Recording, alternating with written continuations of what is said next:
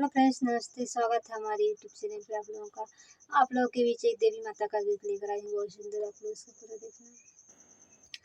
गौआ के गोइड़ावा बेलिया के पेड़ावा हो बेलिया तरमाना मैया हली बसेरावा हो बेलिया तरमाना सुताली बाटू की जगत मलिनिया हो कि भोरमना अड़उल हरवा बनव तू हो कि भोरमना अड़उल हरवा बनव तू हो कि भोरमना फूटत किरनिया मालिन जोही है सेवकवा हो मायरिया आई है ना पहिनिया ढाउल के हरवा हो मायरिया आई है ना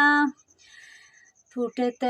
किरनिया सेवकवा कुली जोही है हो मायरिया आई है ना ओढ़ी के लाल की चुनरिया हो मायरिया आई है ना ओढ़ के लाल की चुनरिया हो मायरिया आई है ना सुतल बाट की जगत को हरावा हो कि भोरमना हमके कलसा बनवता हो कि भोरमना गौआ के गोइड़ावा बेलिया के पेड़ावा हो बेलिया तरमाना मैया हली बसेरावा हो बेलिया तरमाना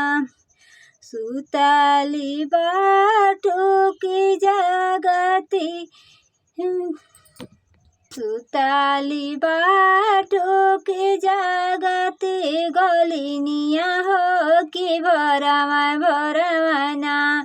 गोलिन गैया लगब तू हो कि भोरमना